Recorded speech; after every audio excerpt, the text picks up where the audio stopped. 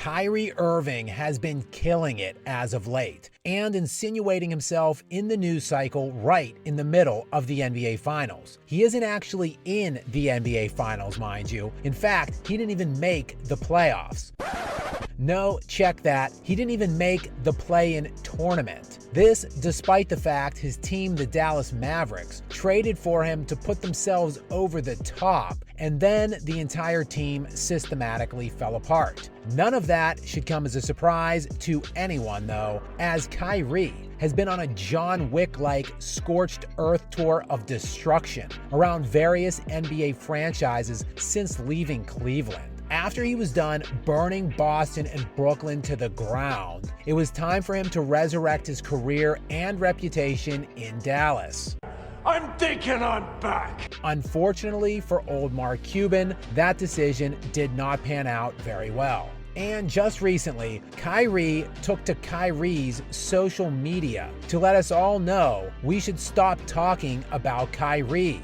Enough is enough. Stop mentioning me on Twitter. All y'all fan bases, stop mentioning me right now, please. It is still the Western Conference and Eastern Conference Finals. But don't actually stop, because one of the most delusional hypocrites in all of sports then let it leak that he has actually reached out to LeBron to see if LeBron would be willing to come to Dallas for a little three-way team-up with him and Luka, which is just so utterly rich and delusional. I mean, not to think LeBron would want to team up. If anyone would be getting hot under the collar at the prospect of a good old-fashioned team-up, it is certainly LeBron James, who showed his penchant to NBA-destroying super team building when he took his talents to South Beach. In this fall, I'm going to take my talents to South Beach and join the Miami Heat.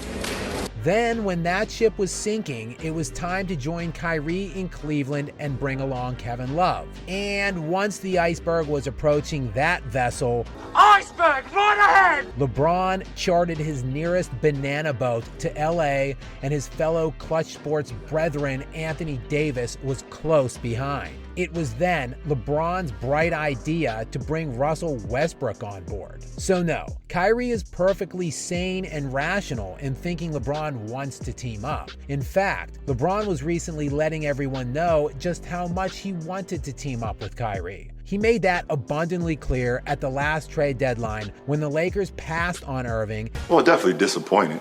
And instead allowed the Lakers GM to be the GM for once, instead of entrusting the job to LeBron and his high basketball IQ.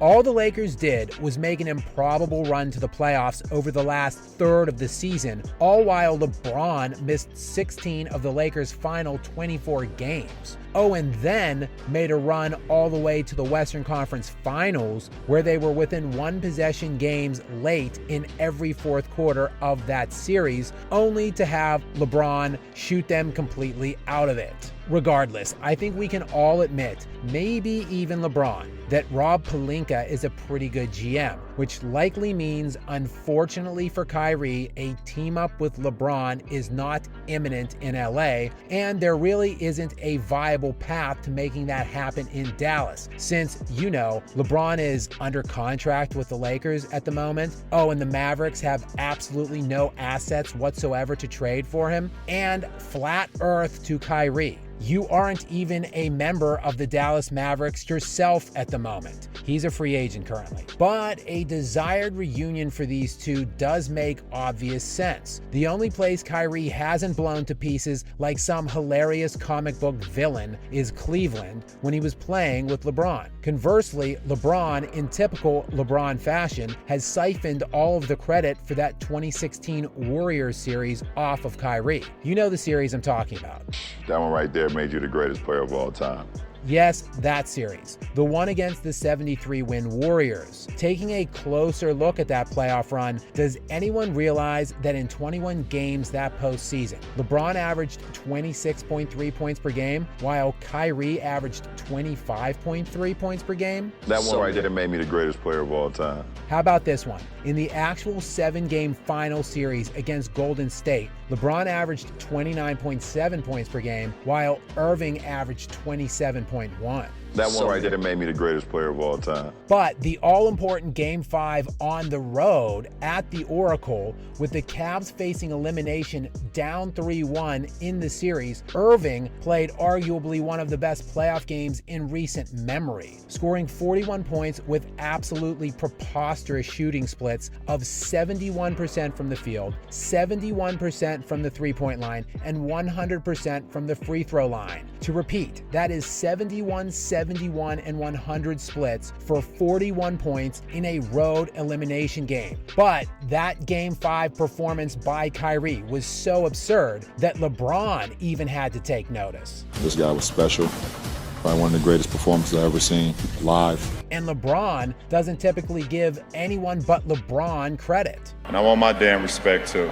As for Game 7, while most are lost celebrating that LeBron chase down block, which actually happened with 1 minute and 50 seconds remaining in the game, they generally lose sight of the fact that LeBron scored 27 points on 9 of 24 shooting in that game, while Kyrie scored 26 points on 10 of 23 from the field. Oh, and of course that tiny inconsequential matter of the fact that Kyrie Irving hit the game-winning, series-clinching shot with under a minute to go. The devil really is in the details, I suppose. That one right there made me the greatest player of all time. Alas, despite the fact these two are a drama-filled match made in heaven, it doesn't seem like a reunion is written in the stars for next season. But I guess, as the saying goes, you can never say never. Anything's possible! If we do fail to get a Kyrie-LeBron reunion next year, perhaps a banana boat reunion could be written in the stars. But that, ultimately, is a story for another day.